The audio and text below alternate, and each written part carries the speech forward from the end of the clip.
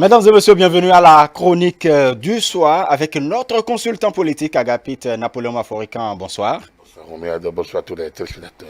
Voilà, deux appels ont été lancés aujourd'hui par deux personnalités du Bénin. Le premier appel provient bien évidemment de Rekia Madougou, qui est la candidate donc du parti Les Démocrates, qui appelle à la libération des parrainages. Le deuxième appel, c'est celui de Boniaï, ancien président de la République.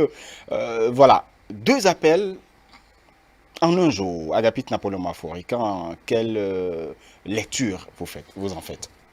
Non, écoutez, je pense qu'il faut situer les deux appels dans leur contexte. Les deux appels qui sont comme la même musique dans un concert organisé par une race, un groupe de personnes dont le seul but est de créer une ambiance d'insécurité, de peur, une atmosphère de peur dans cette période préélectorale. Et donc, il n'y a pas autre chose à y penser que de voir se dérouler l'agenda qui a été mis en place pour empêcher la tenue abondante des élections, comme ce fut le cas en 2019, où sous prétexte de mise en conformité des partis, tout ça là, on a créé une ambiance, on a refusé d'aller au dialogue, le comité paritaire, on l'a boudé, après avoir participé, signé les documents, et on a étalé un certain nombre d'exigences, dont la finalité c'est de faire en sorte que les élections législatives se déroulent dans une ambiance totalement délétère. Et puis après on a vu la suite, on a créé des violences sur le terrain, ce qui ce qui a quand même nuit à certaines familles, et après on appelle le gouvernement, on met le gouvernement devant le fait accompli. C'est la même chose, c'est le même scénario qui démarre.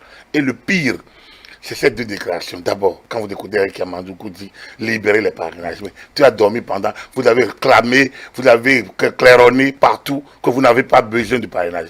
Vous avez claironné partout que même si on vous donne ça, vous allez refuser. Vous avez claironné partout que vous devez mettre le peuple béninois à témoin pour montrer qu'on vous a exigé un parrainage. Et vous avez claironné partout que vous ne pouvez pas aller quérir le parrainage auprès d'adversaires.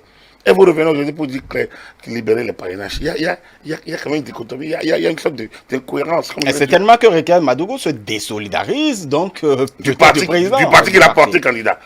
Du parti qu'il a porté candidat, qu'il a accepté, et dont le président l'a accompagné à la Sénat pour dire que même si on nous donne, on refuserait. Où est la cohérence? C'est une cacophonie. On peut changer d'avis. Oui, mais nos cas nous dit qu'ils vont changer d'avis. Mais pendant ce temps, les autres ont donné leur parrainage. Parce que les autres ne vont pas les attendre. Donc, voilà le problème aujourd'hui. Vous ne demandez pas, vous refusez, vous narguez, et maintenant vous criez. C'est le voleur qui crie au voleur. Ça, c'est l'autre là. Et puis, le président Yahi. Et avant de passer au président Yahi, cet appel quand même a été fait quelque part, et ça a une histoire, bien évidemment, à la place Biogara de Parakou. Écoutez, si vous cherchez des histoires, vous les aurez partout. Je pense qu'on peut circuler. Il n'y a rien à dire là. Le choix de ce lieu ne vous dit rien. Non, ça ne veut rien dire. Voilà. C'est un non-événement. Comme je vous l'ai dit, ça fait partie d'un truc. Vous trouvez que c'est un plan. Vous avez les événements qu'on doit garder, c'est des événements qui ont de la valeur, que l'histoire doit retenir. Ça, là, les gens l'auraient oublié. Dans 6 mois, on l'a oublié. Ça. C'est anecdotique. Il n'y a rien de tragique. Voilà, quand on prend le deuxième appel, donc celui de Thomas Boniaï, il a d'ailleurs dit à la fin, et il a rappelé plusieurs fois, qu'il parle en tant que ancien chef d'État, donc ancien président de la République, ancien chef des armées, ancien chef suprême des armées, ancien président de l'Union africaine. Avez-vous l'impression que nous avons affaire à donc, un ancien chef de l'État ou bien à un politique? Non, le problème, c'est qu'il n'y a pas d'ancien. C'est qu'il n'y a pas un rôle qui est un rôle d'ancien. Nous avons les anciens en Afrique. Oui, je dis qu'il n'y a pas un rôle. Les institutions ne donnent pas un rôle à un ancien. Il n'y a pas d'ancien. Soit on est, et on a la qualité, et on agit. Soit on n'est plus, on vous honore du titre. Mais vous devez avoir la décence et l'intelligence, l'humilité de vous rendre compte que vous n'avez plus ces fonctions-là. En alliant ancien, on a l'impression d'avoir affaire à un nostalgique, à quelqu'un qui n'a pas encore compris, qui n'est plus là, à quelqu'un qui n'accepte pas, qui n'est plus là. Donc du coup, il regarde celui qui l'a remplacé comme son problème à lui. Et c'est le drame du président Yahi.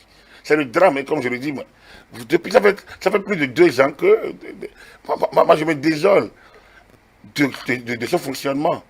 On ne reconnaît plus le président qui a fait rêver le Bénin en 2006.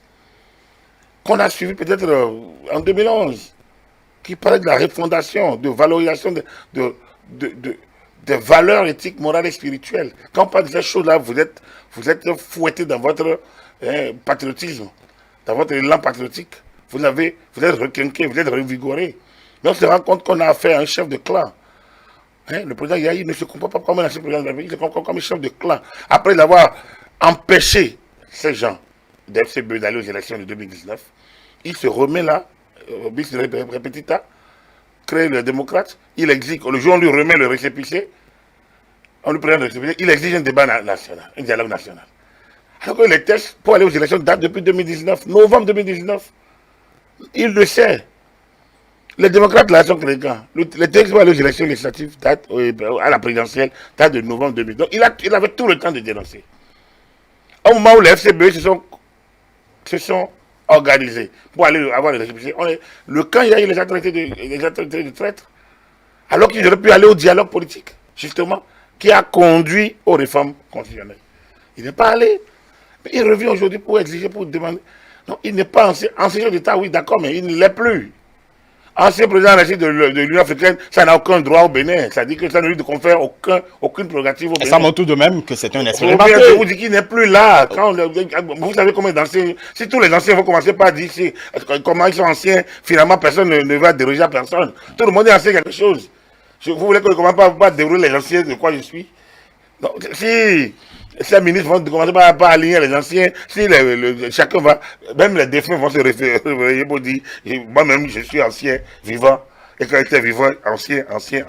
Vous pensez qu'il y aura de l'ordre dans le pays? Non, mais cessons de nous amuser avec la sécurité nationale. Cessons de nous amuser avec le moral des Béninois. Et je pense que le président Yahi s'amuse avec le moral des Béninois. Avec son air de croyant, de bon Dieu, on appelle Dieu. Je pense qu'il utilise ça comme une sorte d'âme de destruction. Et on met Dieu devant et on raconte, on dit certaines choses pas dignes d'un ancien, pas dignes d'un aîné d'abord, d'un sage africain, pas dignes d'un ancien président justement. Et surtout quand on va jusqu'à l'appeler à l'armée en disant qu'on fut chef d'État. Oui, c'est pas en faisant 1000 généraux qu'on devient, qu'on est plus supérieur à celui qui est là. Bien au contraire. Donc, on ne peut pas. Je pense que les gens doivent montrer leur indignation devant ces choses-là. Et je pense que les anciens qui ont travaillé avec lui, ils sont dans l'UP de l'Ambert. C'est eux qui doivent sortir aujourd'hui. Parce que quand vous parlez, on va dire, ah oui, mais c'est parce qu'il bouffe ici, il bouffe là. C'est pas une affaire de bouffer, c'est une affaire de sens du patriotisme. Il y a Agapit Napoléon Maforika. Je pense que je suis révolté. Il faut finir avec ces gens de sorties intempestives. Il faut laisser les institutions fonctionner. Il a quand même parlé du dialogue et du consensus. Et donc, depuis tout ce que nous faisons ici sur ce plateau, vous n'avez pas tiré au moins des substances de ce que nous disions. Vous voulez faire consensus quand? En pleine élection? Pour faire consensus sur quoi? Dites-moi. Mais il a parlé de quoi? Vous voyez, il y a dans ce consensus? Pourquoi il n'a pas fait consensus en 2011, quand les gens ne voulaient pas de la Lépi? Pourquoi? Il y avait les mercredis rouges, les gens ont demandé le dialogue. Pourquoi il n'a pas fait de dialogue s'il était un homme de dialogue? Elle est bien encore là, Azatassou est encore là, autour de lui ils sont là. Pourquoi ils n'ont pas fait le dialogue? Pourquoi? Peut-être que ce n'était pas nécessaire. Et pourtant, les rues étaient noires de monde. Quand le président dit, mais je vais descendre les miens. Quand il disait ça, il était dans quelle posture? Je pense que les anciens ministres de Yahi, qui ont compris, qui sont ailleurs, doivent.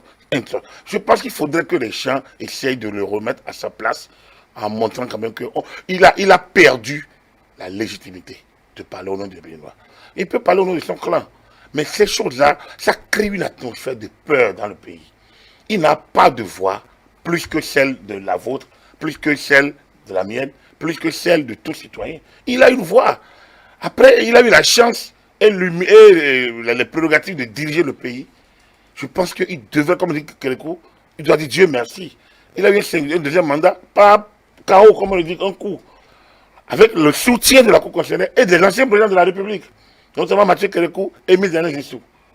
Il devait leur dire merci, mais lui ne sert pas celui qui il a venu remplacer. Il le combat. Il l'a talonné au fur et à mesure en le combattant. C'est pas ça. Si Kérékou devrait faire ça, lui n'aurait pas fini son mandat. Il n'aurait pas eu un second mandat. Bon, il a dit qu'il s'est tué quand même pendant 2 ans. Non, il s'est tué dans quel contexte? Il a tenu de parler.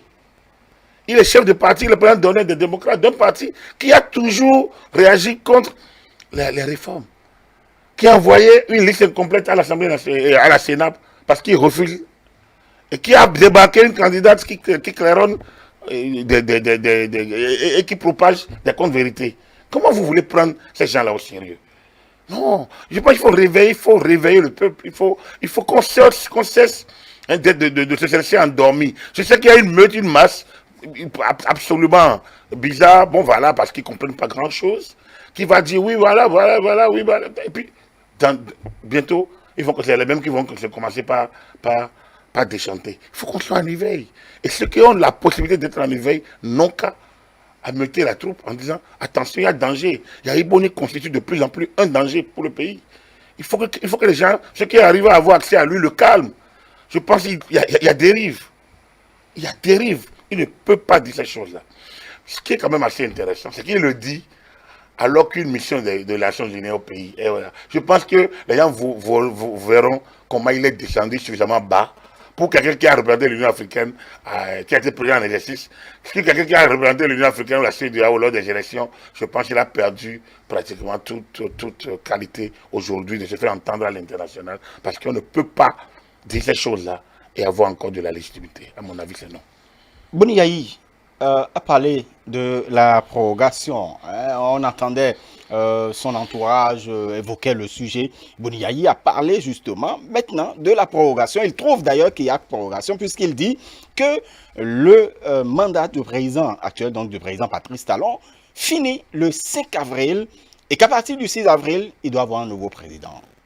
Ça, c'est son point de vue. Après, il est lui, comme j'ai dit, il n'a qu'une voix, comme la mienne, comme la vôtre. Donc, il n'a aucune qualité à donner maintenant à personne. Alors, donc je pense qu'il oublie ça. Il est nostalgique de son passé et très peu arrive à le dire. Je pense que ceux qui ont servi sur lui, ceux qui ont été proches de lui, qui ne le sont peut-être plus aujourd'hui, doivent pouvoir donner de la voix et le ramener à là où il doit être. Si ceux qui sont proches n'arrivent pas à le faire, il faudrait que ceux qui ne le sont plus arrivent à le faire. Il faut bien que quelqu'un arrive à lui parler. Je pense que moi, je n'ai pas envie d'appeler de la famille parce que c'est tellement de respect pour bien des membres de la famille, mais normalement, certains devraient faire ce travail également. Il faut qu'il se taise. Je pense qu'il dit des choses qui ne sont pas sérieuses, qui ne sont pas normales à dire. Et normalement, il devait tirer le sort d'autres grands hommes.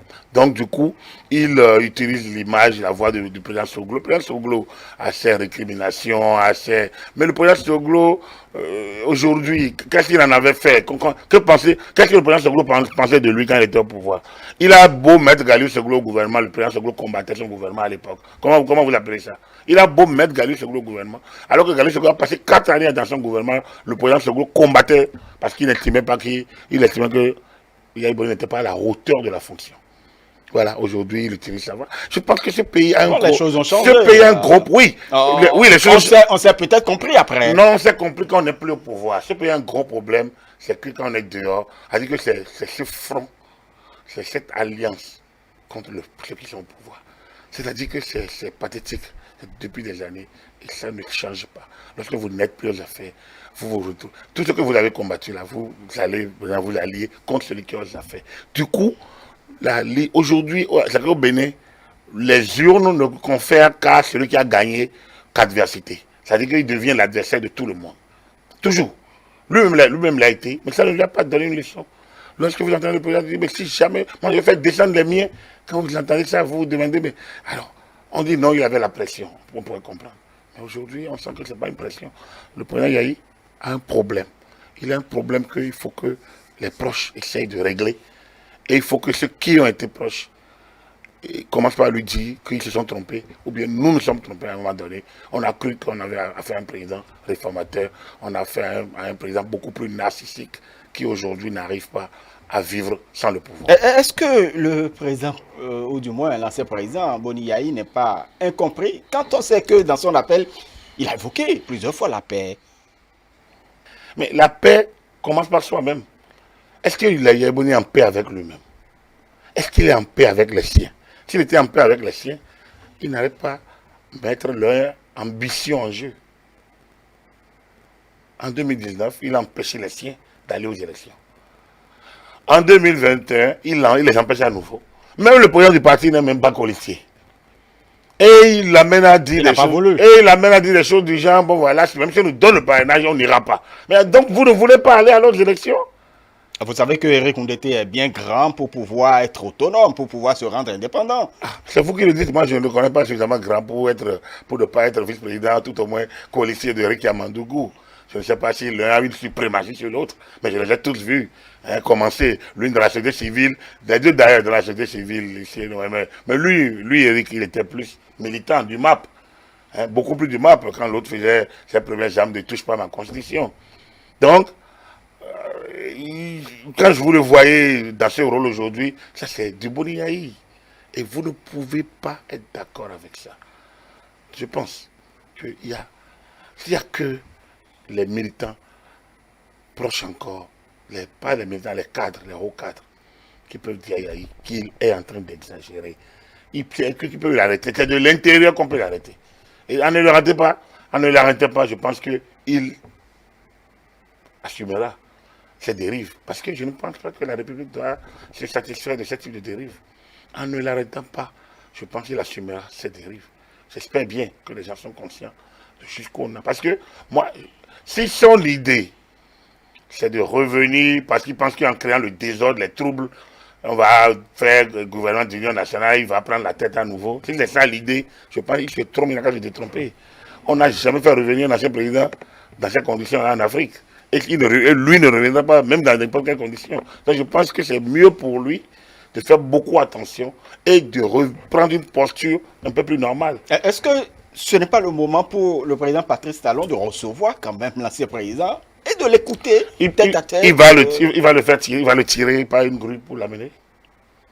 Il a demandé à Parakou, lors de sa première tournée de sa visite, un dialogue. Il demande aux sages.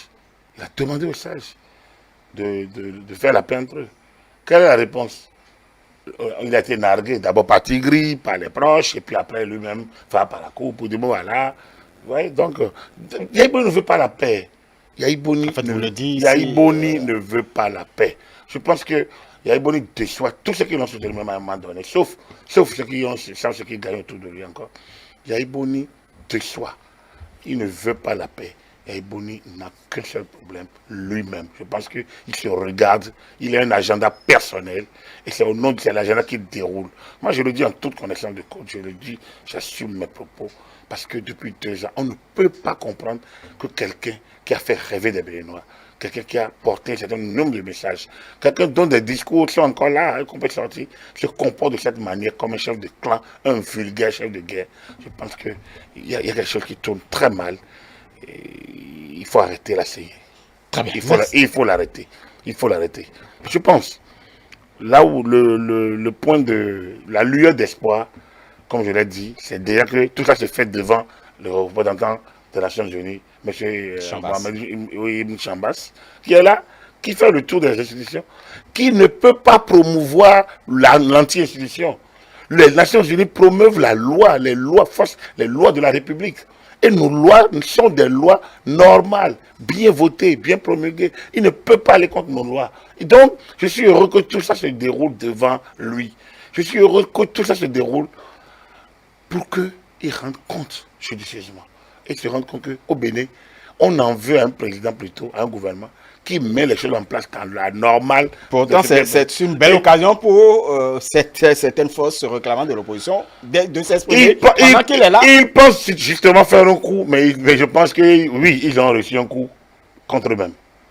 Très bien. Merci beaucoup à vous, Agapit Napoléon Maforican. Vous êtes notre consultant politique, expert électoral par ailleurs. Mesdames et messieurs, merci donc de nous avoir suivis. C'est la fin de la chronique du soir et c'est la fin également de votre émission Le Grand Soir pour le compte de ce mardi 9 février 2021. Après, nous vous suivrez votre feuilleton, les filles de la mafia. Vous avez votre tranche palabre citoyenne. Vous n'oubliez pas. une émission spéciale. Vous aurez droit à un plateau spécial à partir de 21h30. C'est pour revenir, bien évidemment, sur l'actualité nationale. Donc, vous aurez un plateau spécial. Merci donc de nous rester fidèles, agréables suite de soirée à notre campagne.